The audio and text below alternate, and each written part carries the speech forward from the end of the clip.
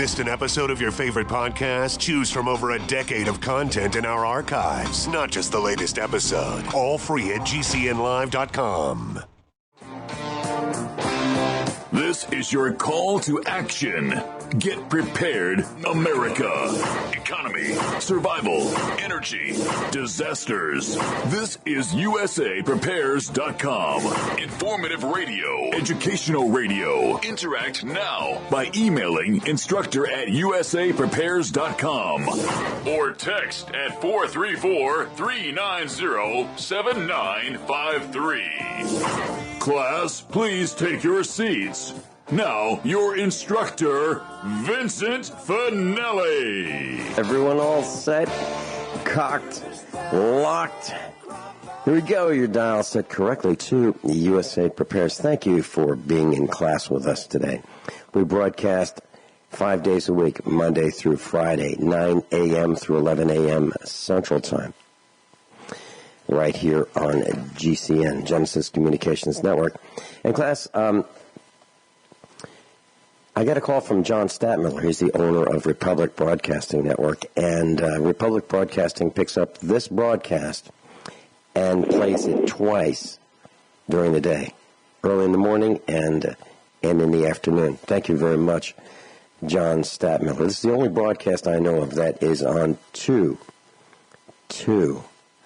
radio networks. Guineith Isaacs is with us. Welcome, Guineith. Did we lose Guineith? She's live in Australia. Brad is engineering. Hey, Guineith. Brad is engineering the broadcast. Guineith, how are you? 5x5. Thanks for being with us this morning. Good. I wanted to share a story before we get in and to talking about, well, some of the police and some of the other things that are wrong with this country. But we've been doing a series on What's Wrong with America series. And I have a story of two companies. One that gets it right, and the other one is not paying attention, in my opinion, and they're probably listening to their accountants, within the company, and, following the wayward model of Sears Roebuck and Company. So let's talk about the company that gets it right. I bought a piece of garage equipment, a wheel balancer, from a company by the name of John Bean, B-E-A-N. And they started out as the John Bean Spray Pump Company, founded in 1904 here in the United States. And they merged with the Food Machinery and Chemical Company, also known as FMC. Then they were acquired by Snap-on Corporation in 1996. Well, they were a pioneer of automotive alignment machines, so you can get your wheels all going in the same direction so you don't wear out the tires and your car handles or truck handles properly. And they also came out with the first wheel balancer that could be calibrated by the customer. So what I mean by that is, wheel balancers may go out of balance, and they need to be calibrated or checked for calibration and make sure that they're still operating properly, and that if they're operating properly, the operator can then balance the wheels properly and the tires properly. Well, they pioneered a method whereby the operator, the owner, could do that himself or herself, rather than, calling that service company to come out and do it for you. Of course, there'd be a fee associated with that, but there's not with this particular piece of gear manufactured by John Bean. Well, I bought one of those. I wanted a John Bean balancer. I believed it was the best in the world for our farm, and our son has a small business that is flourishing, and he needed a balancer. Well, instead of buying a new Chinese one, we bought a 20-year-old John Bean. I called the factory, had a couple of questions. They answered the questions last week. I called them yesterday for a little more information so I could finish the calibration process. And I talked to a guy, Dave, and I wanted to know if some threads were tapped in SAE, Society of Automotive Engineers, or whether they were metric. And he thought that they were SAE, and so I wanted to clean out the threads before I put on the calibration slug, as it's called. And so I said, well, would it be okay if I called back? And he said, sure. Called back, and I got a guy named Leonard. Leonard works in the same tech support department, and he helped me through the rest of this. Now, bear in mind, this is a 20-year-old machine. They had the information. They emailed me the instructions that I needed, actually the manual, no charge. No charge. I couldn't believe it. I couldn't believe that they were both of them are willing to stay with me as long as necessary for me to accomplish what I was trying to accomplish. Can you imagine that in today's environment? Okay, John Bean. I was absolutely flabbergasted at how they were willing to spend the time. And I didn't even buy it new from them. This is a 20-year-old machine, and they were still supporting it without charge. Absolutely first class. And I mentioned Snap-on, and I'm wondering if some of that Snap-on customer service and attention to the customers is part of what my dad instilled in one of his students who was going to be cast aside by other teachers in the 1950s when teachers thought, well, he's not doing so well, so let's put him on the short bus, let's send him to special ed. But my dad said no. And my dad bought a Model A Ford and had an after-school class and club on how to fix this old jalopy, and students learned, and one of the students flourished, and he became, what? The vice president of Snap-on. So I'm wondering, I don't know for sure, but I'm wondering if some of those thoughts about how to take care of your customer, how to treat people nicely, was instilled a little bit by my dad and the student who became the vice president of Snap-on, and Snap-on acquired John Bean in 1996, and they're still taking care of the customers, as compared to the other companies like Sears, who seems to forget that customers are the reason why they're in business. So that's one story about a great company, and I can't recommend them highly enough. Contrast that with a company that creates soup, the brand Chef's Cupboard. So in our family, we don't seem to be able to buy one of anything, and our son went to Aldi, and he bought a couple cases of soup. This one's called Home-Style Italian-Style Wedding with Meatball and Chicken Soup. And on the label, it's got, little bits of chicken, bits of meatball, looks like celery, carrots, and lots of pearls of pasta. He opened the can, and it looked like everything was there except for the pasta. It appears to be, in my opinion, they hired a guy to be in the kitchen who can't read. And he can't read because their line that said, don't forget to put the pasta in, he didn't read that. And of course, I'm being, a little facetious here. But so here we have the soup without the main ingredient, the pasta. Okay? So what do? Well, I said, I'll take care of it. I called the company. Well, I looked for the number on the can. There's no phone number on the can. Now, I've got a can of Progresso, which is about the same size, and they say, questions, comment, call this 800 number between 7:30 a.m. and 5:30 p.m. Central Time. Okay? That's right on the can. Well, on the Chef's Cupboard sold by Aldi, there's no phone number that I could find on the can. So I looked it up on the internet. And this gal answers the phone and says, the equivalent of, I'm not here, leave a message. I left 2 messages. No call back. So I went to Aldi's website to get their phone number and let them know that they forgot something. You can't call Aldi. Well, you can call Aldi, but you can't talk to anybody because their business model does not allow the customers to talk to the employees of Aldi. So I could send them an email.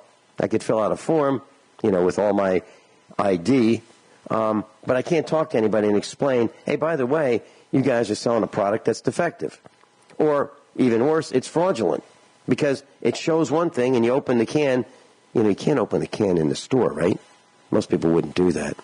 I don't think it's polite to open the can and look in the can before you buy it of soup. Anyway, bottom line is Chef's Cupboard, it's crossed off my list. It's off my list. So I wrote this little note, and I'm going to post it on the website, usaprepares.com. Chef's Cupboard, at one time, was pretty good. Now, not the case. The Italian-style wedding soup with meatballs and chicken shows lots of pasta balls on the can, but not one in the soup. Not one. Looks like they hired a new cook who can't read. The customer service contact number is not on the can. I had to look it up on the internet. I called the number and left 2 messages. No one was home and no return call. 2 cases of unopened soup go back to Aldi, and you can't call them either. That's what it says. So I just wanted to share that before we get into today's broadcast. Vinny's a little hot under the collar with one company that's lousy, in my opinion, and the other company is the exact extreme, outstanding, above all expectations. That would be John Bean. Your comments, Guineith. Okay. That company that did have the customer service number on the can, they said that you could call them before 5:30. Now, I'm a mum, and I can tell you that usually at 5:30 I'm not cooking dinner. Usually at 5:30 I'm busy doing some other job, feeding a horse, cutting wood, gathering wood. It's usually not dinner time yet. And I would say probably for most people on the 9 to 5 grind with a hour or 2 hour commute, it's still not dinner time. Okay, but in defense of that company, disgusting. In the defense of the company that does have that's Progresso. I did not mention them. The Progresso brand of foods has the phone number where you can call them 9 to 5 Central Time, which would be as late. 5:30, which is late as 6:30 Eastern Time. Okay. So and people have cell phones, not me, but some people do, and they could probably call in their break or the lunch hour or something like that. But what I'm saying is they do have a number, it is toll-free, and they actually have a person there. Okay, well, that's not so bad then. In contrast to Chef's Cupboard, which doesn't have a phone number that you can find on the can, and no one's home to answer the call. That is a big problem. Yeah. And I think here in Australia they actually wouldn't be allowed to do that. I think that it's a requirement that they have a customer service line with the actual people on their company. I might be mistaken there. Yeah, I've never seen any other food product. Yeah, I've never seen it where you can't find the number on the package. We'll be right back. Guineith Isaacs live in Australia. Just a bunch of activists here, and I'm not talking about activists like you see on the boob tube. I'm talking about people who are standing up for the little guy, the bottom 93% of us. Guineith Isaacs is with us today in front of the classroom. Guineith, you want to talk about the cops? What do you want to do? Okay. What I would love to do is just to point something out, I think, would probably be the best way of putting this. Okay. When you and I want to accomplish something, okay, we go out there and we make a plan, and we sit down with a cup of coffee or a cup of tea, and we try and think of all the things that might go wrong, and we try and take account of that, or maybe we'll just go and decide, we're going to build a new garden bed and get our shovel and go out and do it, one way or the other. But we generally get this picture on the inside of us of the garden bed, just using it as an example, and and then we go and make it happen. And we think, gosh, I'm going to need some wood chips, I'm going to need some compost, and I'm going to need some trees, and I'm going to need this, and I'm going to need that. And then we take an account of, maybe I need to go to the garden store. I think I'd like to plant this plant in it and that plant and the other plant in it. But this picture forms on the inside of us. And then what we do is we turn around and we begin to, by one means and another, make that picture a reality. That's more or less how it happens with most people, I think.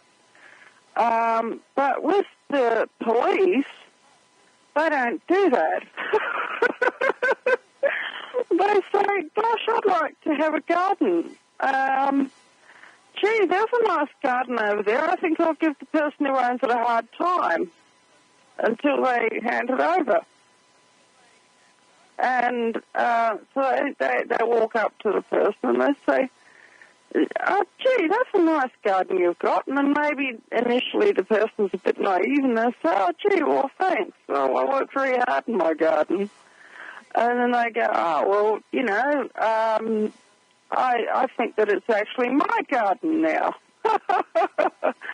And this person is probably going to get a bit frosted at them and tell them to leave. And then when they won't leave, then that person is going to, you know, maybe get a bit assertive and say, you've got to leave. This is my place, not your place. So, you know, you've got to go. And then if that person actually, you know, if the police officer still won't leave, is still determined that he's going to make that garden, you know, his garden, instead of, you know, going out and finding a piece of real estate and making a nice garden of his own, actually buying the land, what will happen is that person will, you know, maybe get poked by the police officer, and maybe that person will poke them back. Oh, but then you see you've now assaulted a police officer. Do you see how that works? Now, which way builds the better world? The first way or the second way? Well, you know, it's interesting you mentioned this, Guineith, because years ago I was on the air. I was on a local radio station as well as in Springfield, Missouri, as well as the network I'm on right now.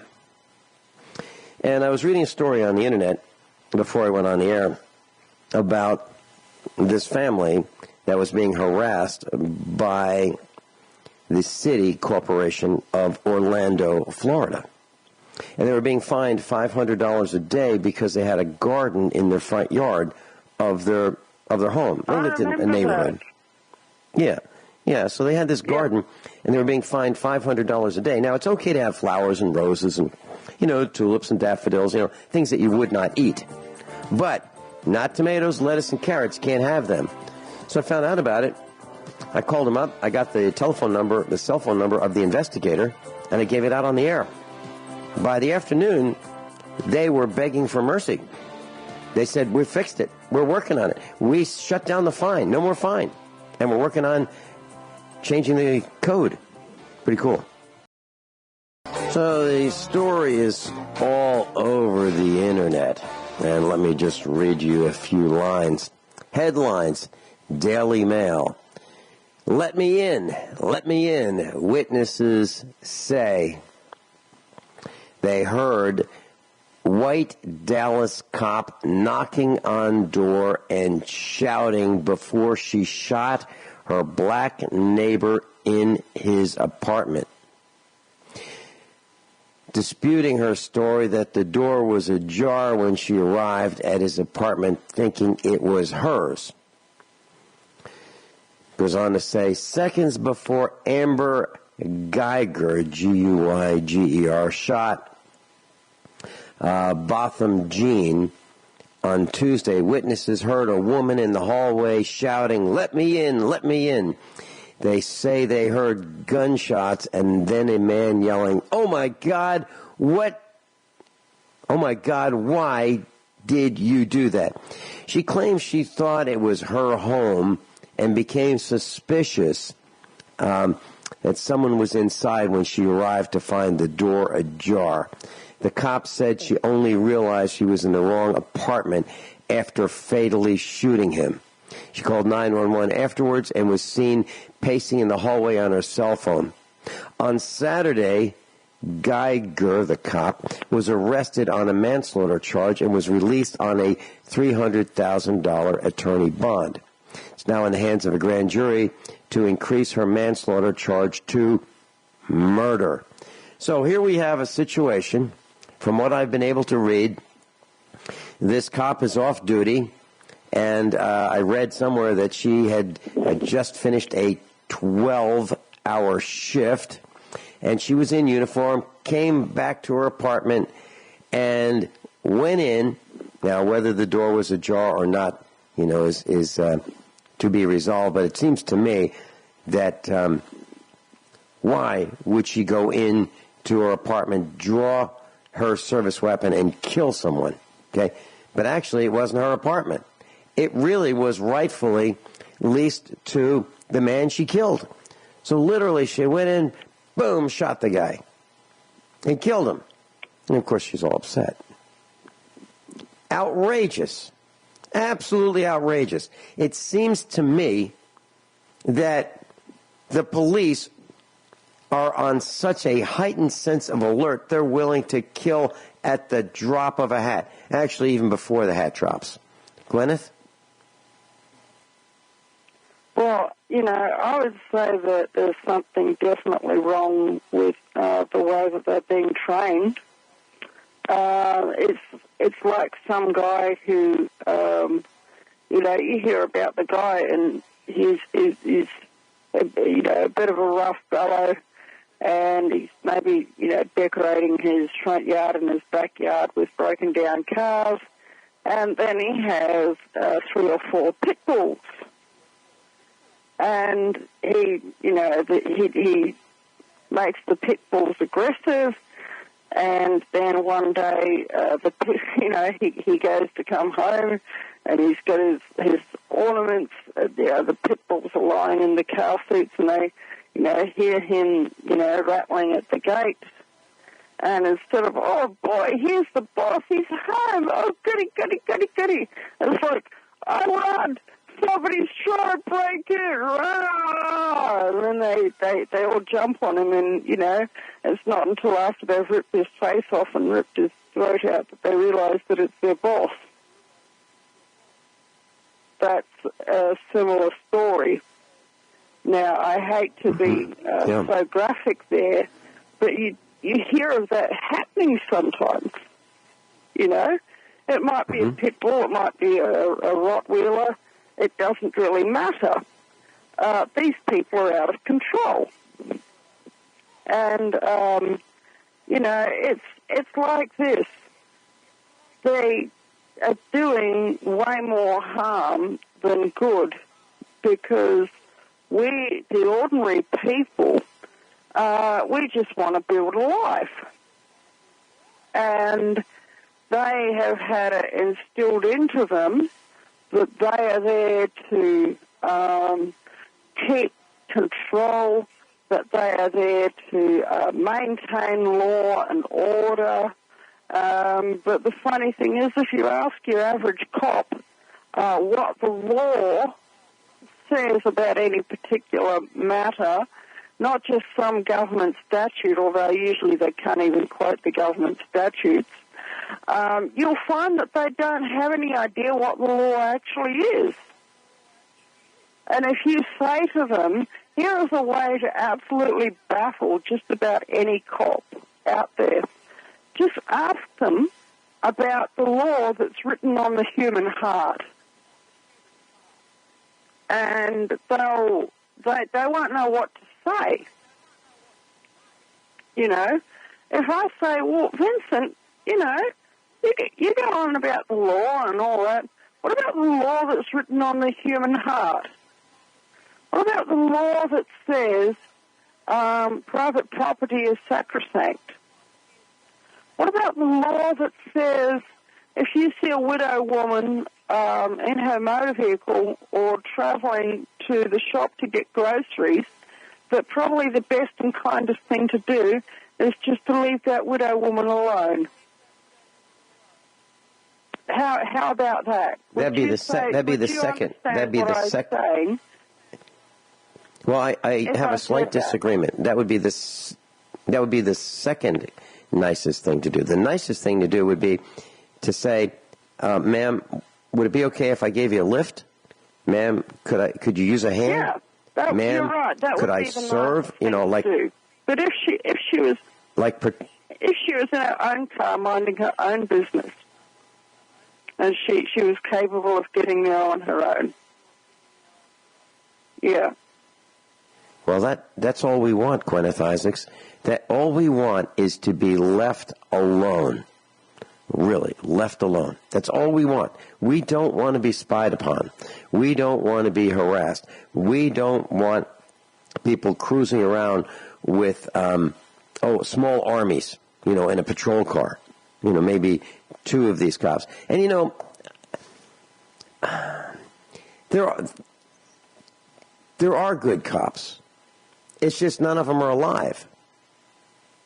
What I'm saying by that is... Yeah, that's the one cop that gives the other 99 a good name.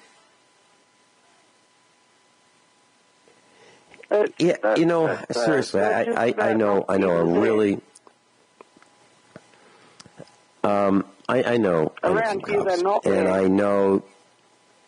I know that some of these cops are on the take. I know that they expect free coffee and donuts, from the local donut shop. I know that they expect free sandwiches from the sandwich shop. I know they expect free meals for their wives and children and themselves, on the weekends. I know this. Why? Because I've been told.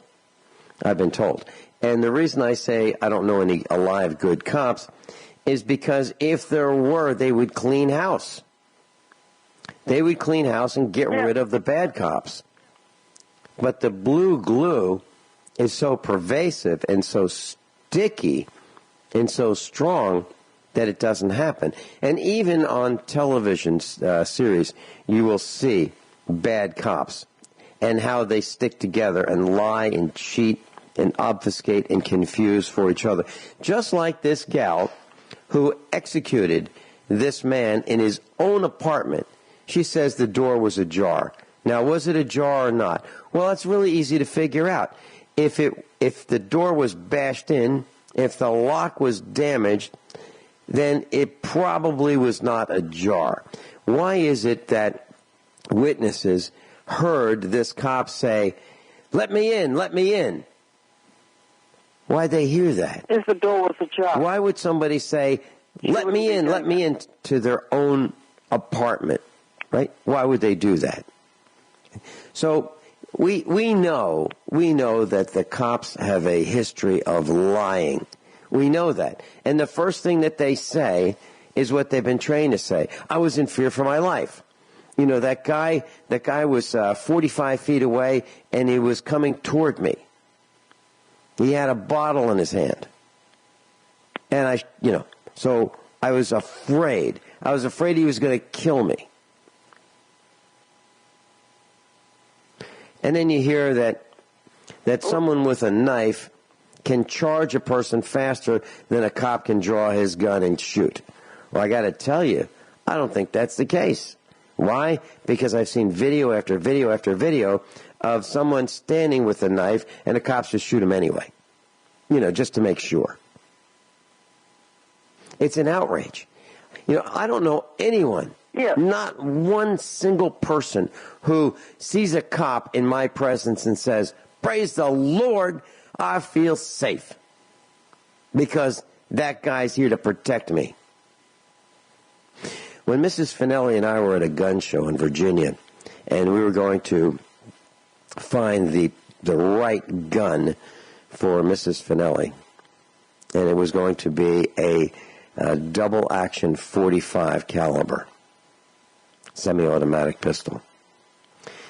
We came across a guy who had one, and he was state police at the gun show in plain clothes selling exactly that handgun.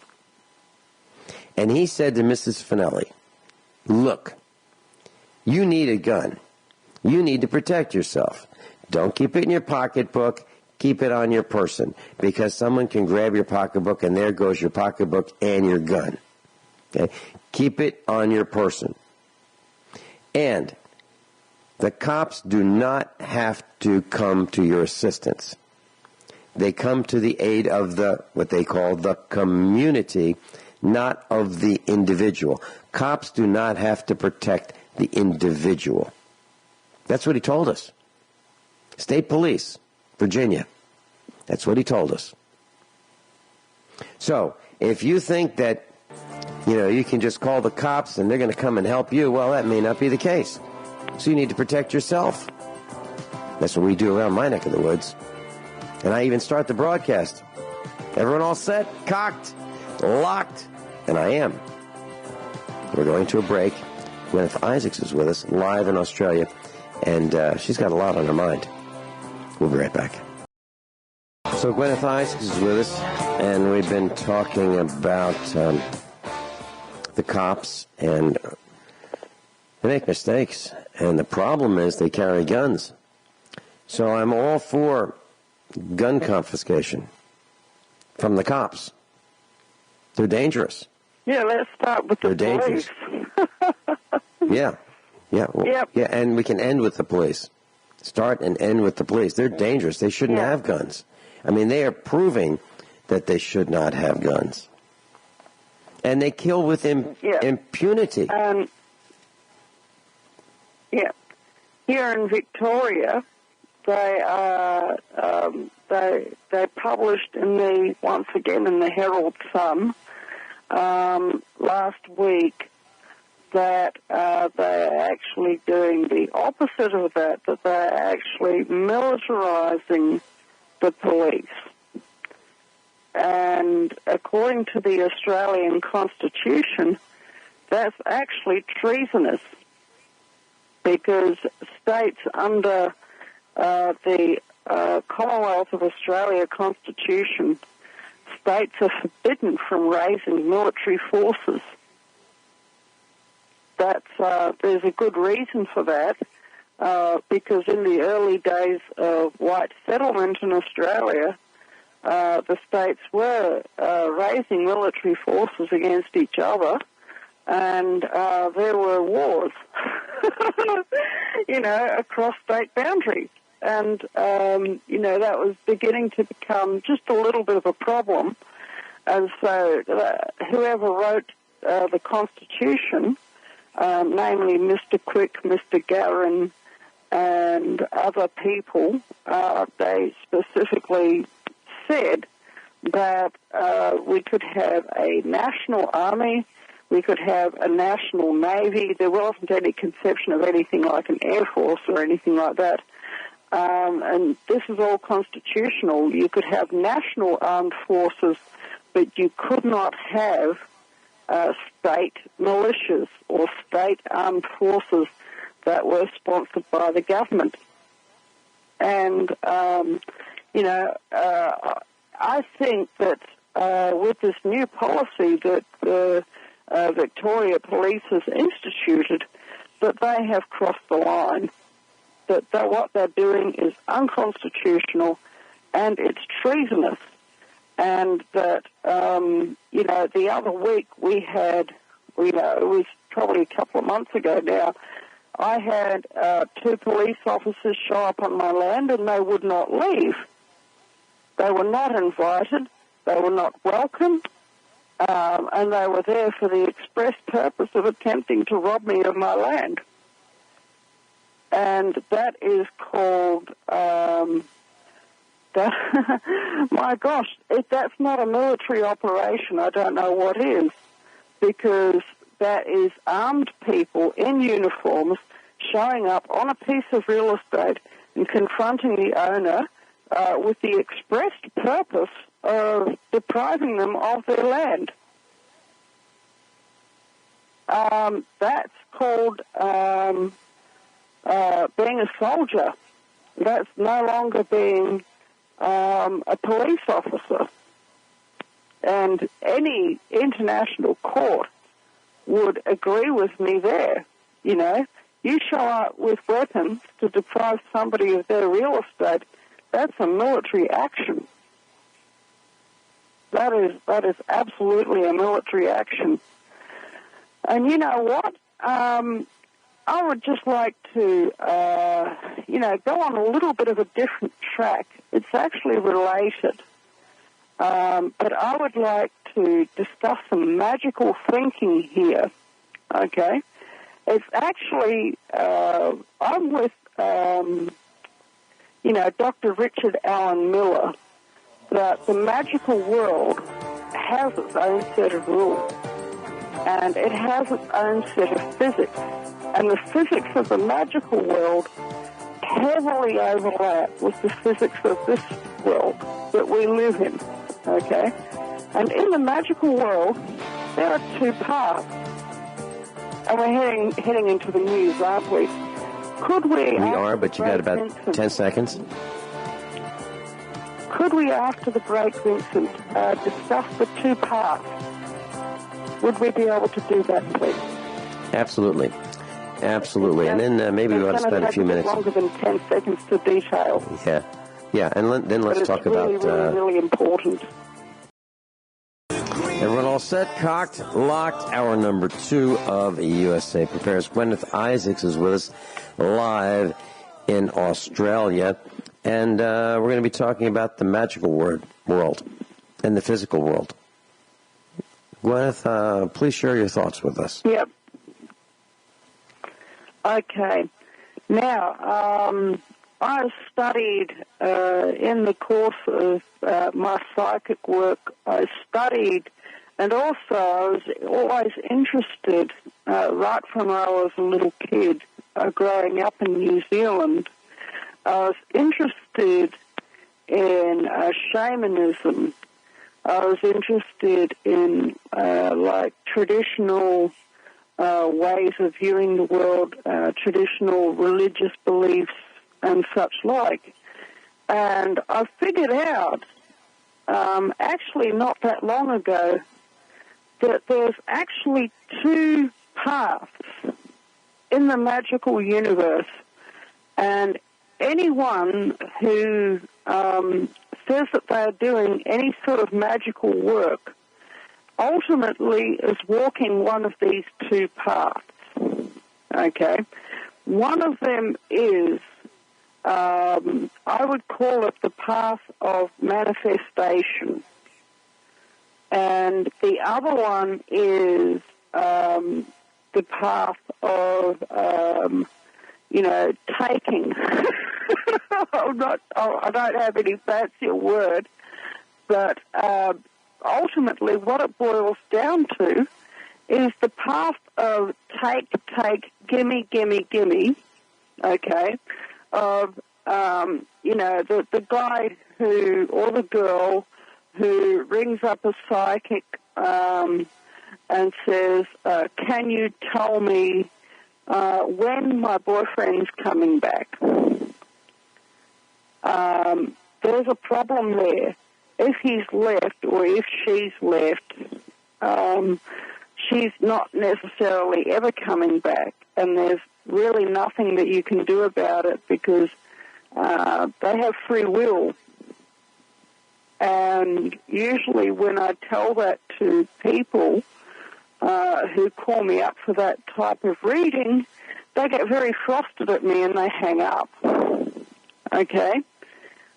There's other, I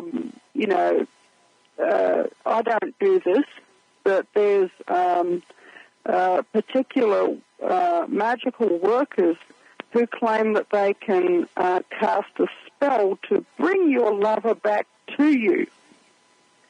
Now, once again, that infringes on their free will.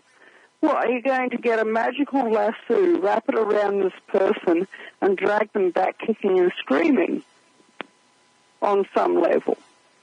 That's, you should never do that. It wouldn't be acceptable in the physical world, and it's certainly not acceptable in the magical world. Now, any time that anyone gets into that sort of magical working, they find themselves on the left-hand path. That is what it has been called in the magical world for thousands of years. And you and I would know it in this physical world as being socialism and communism. And actually that's where the name for socialism of being the left-hand path actually comes from.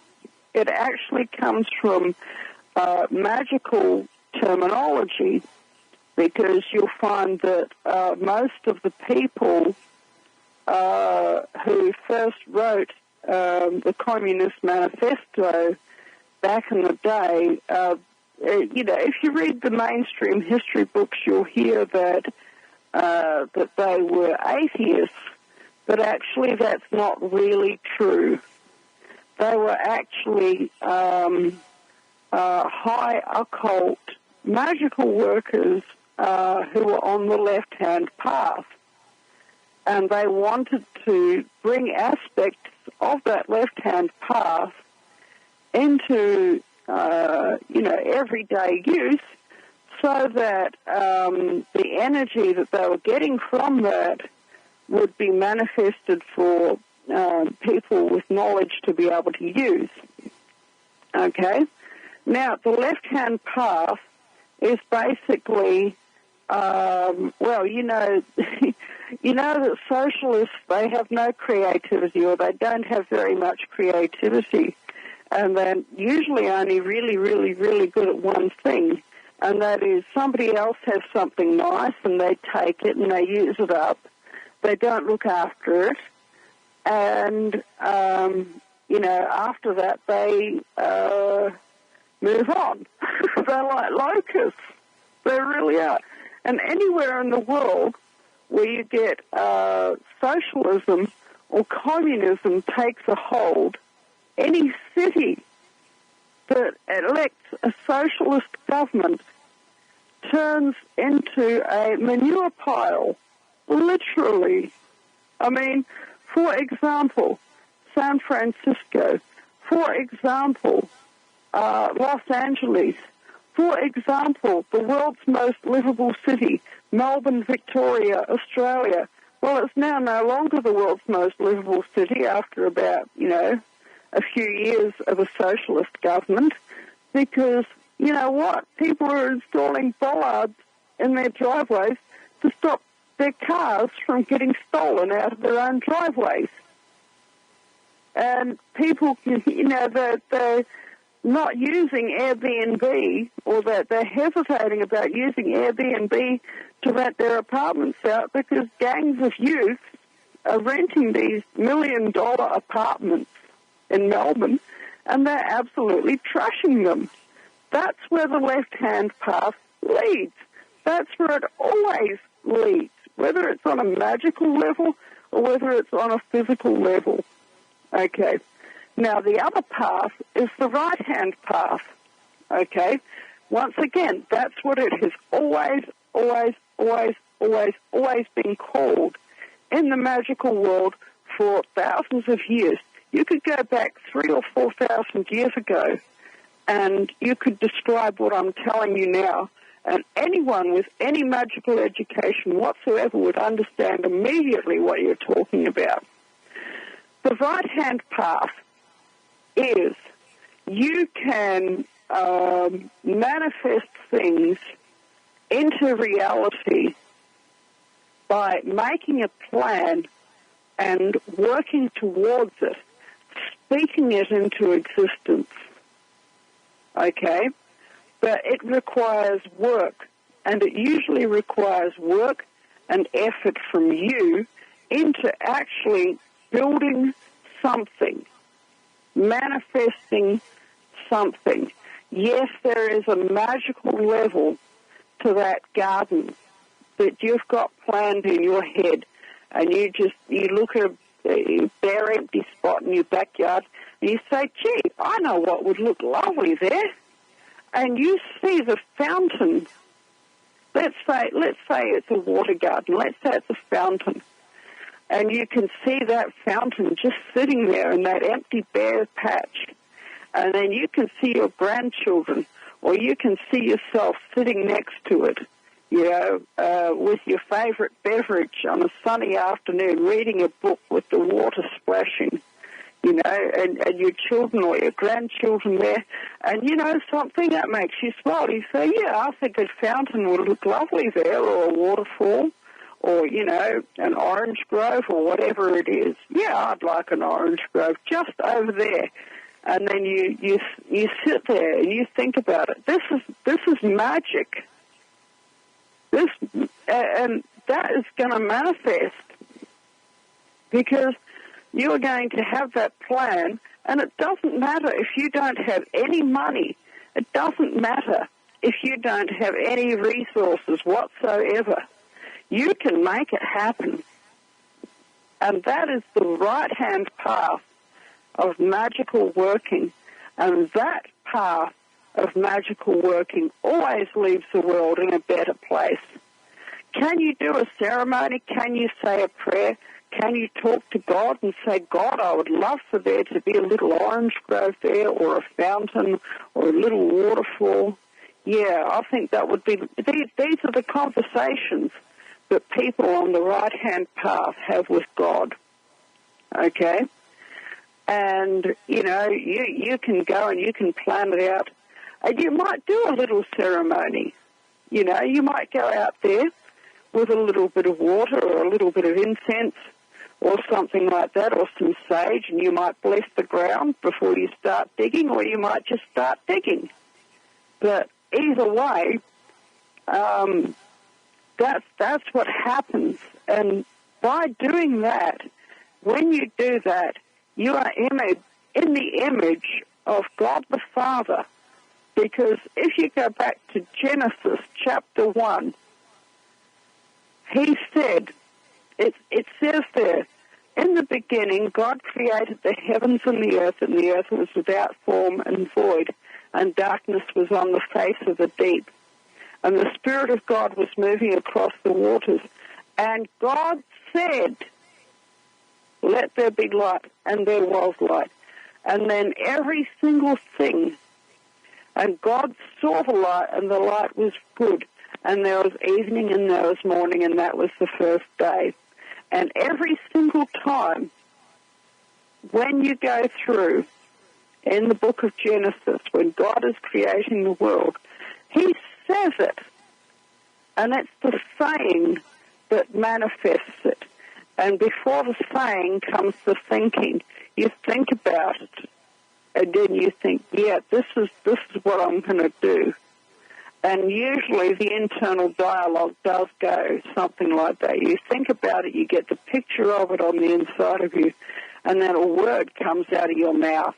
And it's, let's put an orange tree right there. That's going to be a good place. That's going to be beautiful next to the back door. Yes, then when the orange tree blooms, then we'll get a beautiful fragrance all through the house.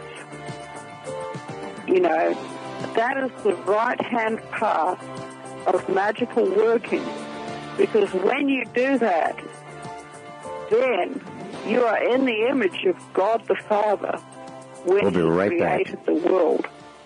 We'll be right back. Guineith, I have a couple comments on what you've mentioned. Here you're talking about the right path. And I actually do talk with God. I know Mrs. Finelli does. And we don't say, boy, it sure would be nice if we won the lottery. What we do is we ask for guidance. Actually, we ask our God to consider granting us some guidance. And that's one comment. And you know, to do the right thing. And another comment I have is you're talking about, so you have that young man or that young woman who would like to have a spell cast on the boyfriend or the girlfriend to bring him or her back. Well, this would be the person who does not want to be brought back, right? So that is, in my mind, right. That's slavery. Okay, that is saying, I think slavery is I would never do that. If I had anyone ask me to do that, I would say, I'm very sorry, I can't do that, because that would impinge on that person's free will. If they wanted to be around you, they'd be around you. Right. Yeah. Right. So, and then there's one other comment. You mentioned Airbnb, and that was an organization or a company that started with, you can rent this place, but you got to bring your own air mattress. So Airbnb has been, people who rent their facilities, we'll call them, have been caught with clocks in the bedroom. So, like a clock radio type thing, except it's got another feature. A Wi-Fi camera. It has a camera. Yes, aimed right toward the bed. So now we have spy cameras. So class, think about this. So you go to the hotel or the motel, and they've got TVs, for your entertainment, we'll call it. But the TVs are now smart now, and a lot of them have cameras. So not only are you looking at the screen has a camera and it's looking at you. It's connected to the internet. Is that what you want? I don't think so.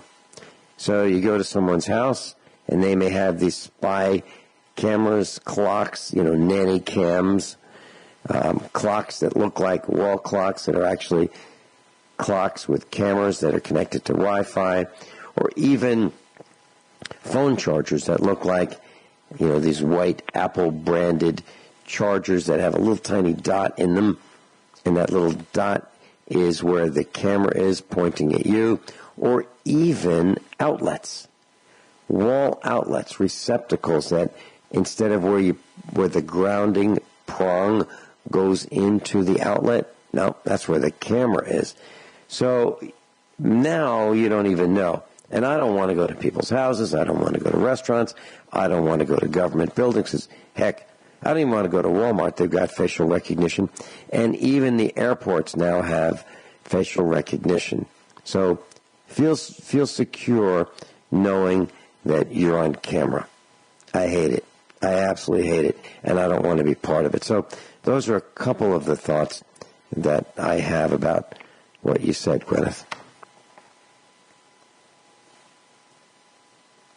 Well, it's really interesting, the security camera thing. Around here, the police have some sort of a device. It's a jamming device for cameras. Okay? And if they press a button, it totally disables any camera, it shuts down your phone. But I've got something to say to the police about that, okay? I'm sure that it's connected somehow with the radar technology that they have. Maybe they discovered this by accident, that, maybe if they use the radar camera, then it shut down their phones or whatever. But I've got something to tell you, that what you sow, you will also reap. Because you can't be in the vicinity of that much radiation from dawn until dusk every single day and not get cancer. Yeah, and I think before they get cancer, who thinks that they're gonna get one up on us through this, they got another thing coming. We'll be right back. They're going to get cancer. Guineith, you mentioned something very interesting. They talked about in Australia, the cops have a jamming device that can jam cameras. So we have cameras and they have cameras, and we want to make sure that our cameras are trained on them so that we can catch them in the act, and they want their cameras trained on us so they can catch us in the act. And let me tell you what I learned about Europe. I mentioned that we bought a BMW because the owner of the BMW couldn't afford to get a new key because the key costs $150. So she sold the car. Okay, well, wow. I have learned that the cops, and the key is $150 because it communicates with the car's computer to say, is that the right key, is that the right key, is that the right key? And if it is the right key, the key itself will communicate with the ignition system to let you start your car. If it doesn't recognize the key, not mechanically, but through a radio signal, it will not let you start the car. Well, so this gal who was selling the car needed a $150 key from BMW. She couldn't afford it, so she dumped the car, and we bought it for parts. Well, in Europe, I've learned, I have not verified this, but I've learned that the cops can jam your key. So, for example, you're sitting in your car is off, and the cops want to come talk to you, and they think you're going to hop in your vehicle and take off. No problem. Press the button, and they've jammed and destroyed your key. Now your key doesn't work, so you can't start your vehicle. So who wants to buy one of these, new computerized smart keys, smart cars, smart televisions, smart refrigerators? Not me either. So here's the next thing. So according to the internet, the other day about the guy getting locked out of his fridge. Yeah. So right. So this gal has a smart refrigerator. She buys it, pays in full for it, goes home, everything's good, and all of a sudden she can't get in her refrigerator. And so she calls the company that sold it to her and said, "Hey, I can't get in my refrigerator. It's locked. I won't open up." And so they check and they say, okay. They verify who she is, and you missed your payment. No, I didn't. Yes, you did. It says right here that you missed your payment. No, I paid for that refrigerator in full. So some clerical error of some turkey on a screen or some computer program gone awry locked her out of her own refrigerator. Now, how smart do you have to be? I've just got to go and check something. Sure. How smart do you have to be to buy a refrigerator that can be remotely locked? And I was having a chat with one of our instructors about this, and I said, you won't believe this. So here's the situation. You can be locked out of your own refrigerator. Now, why? Who would build a refrigerator that would say, we got a great set of features here.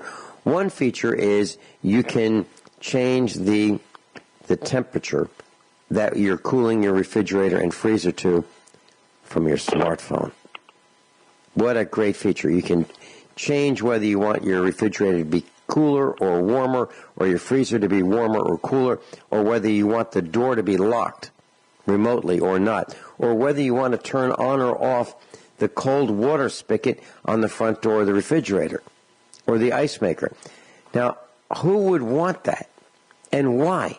Would you say that, I'm going to be leaving my mom home alone, and maybe she's 60 years old, and I don't want her eating my food, so I'm going to lock her out of the refrigerator.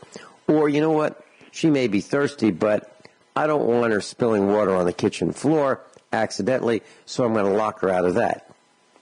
Who thinks this stuff up, where you've got a refrigerator and you want to lock out your son, your daughter, your mother, your father, your brother, your sister, your grandparents? Who thinks this stuff up? And by the way, these features aren't free. And if you look at what refrigerators have cost over the years, they used to last 40 years, 50 years.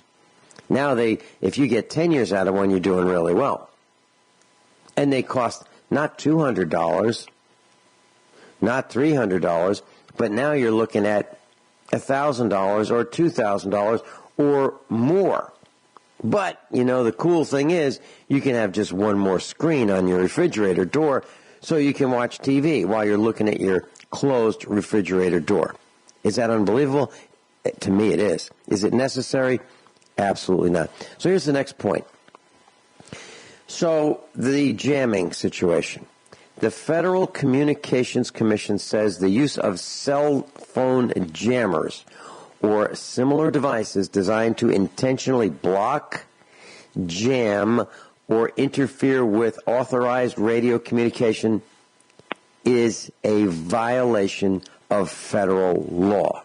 So signal blockers, GPS jammers, or text stoppers, etc., are a violation of federal law. Now, let me say it a different way. It is a violation of federal law to use a cell phone jammer or a similar device that intentionally blocks, jams, interferes with authorized radio communications such as cell phones, police radar, GPS, and Wi-Fi.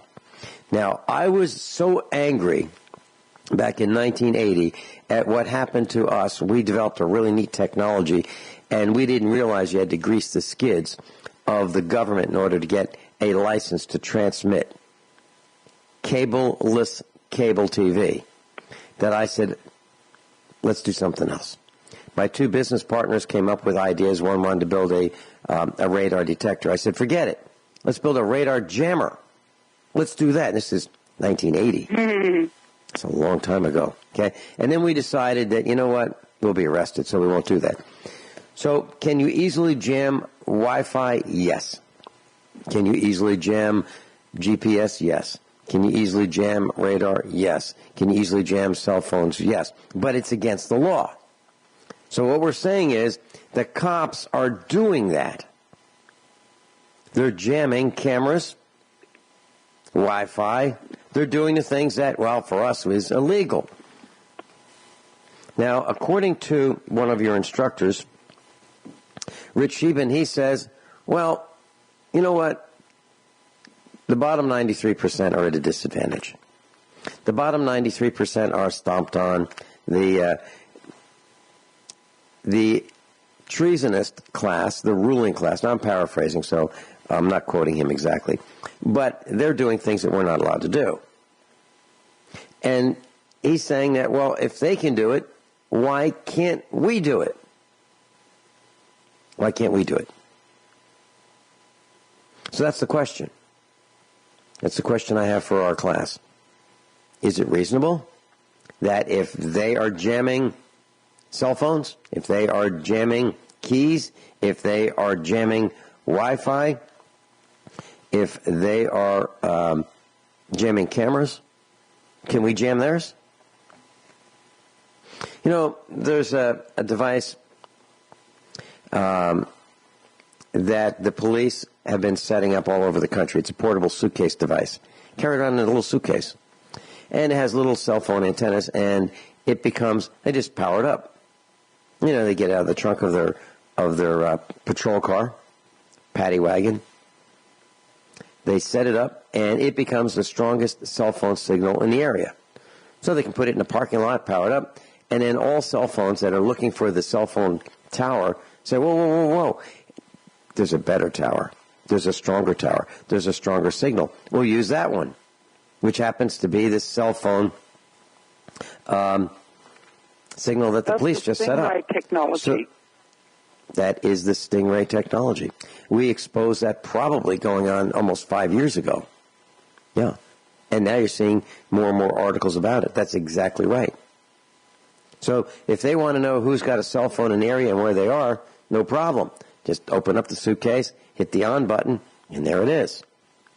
So they are acting like Verizon or T-Mobile or other companies. That's what they're acting like. But they're not. Now, why is that not illegal? Because they're the government corporation, right? Well, actually, it is. It's called tampering with the post. Yes, right. And that was a rhetorical question. Why is it not illegal? It is. But who are you going to call? Are you going to call the cops? How about the sheriff? How about the governor? Well, our governor resigned. Why? Because he was taking pictures of his mistress. And he had to resign because he was caught. Nice guy, Navy SEAL, trained to kill people. He was a little rough on his girlfriend. And he used to be the governor of the corrupt state of Missouri. And where is he now? Well, he's out. He's out. So who are you going to call? He's not in jail, though. No, he's not. And they were going to prosecute him, you but or I did no, that. Oh man! If you or I did that, we'd be 3 hots in a cot for quite some time. Maybe not even 3 hots. Maybe not even the cot. But we'd be in the Crossbar Hotel, right? Because the 3 hots have been replaced with... Yeah, 3 hots have been replaced with the big meals of bologna sandwich. You know, it might be also known as mystery meat. Take away the meat, might be known as mystery. Mystery what? I don't know.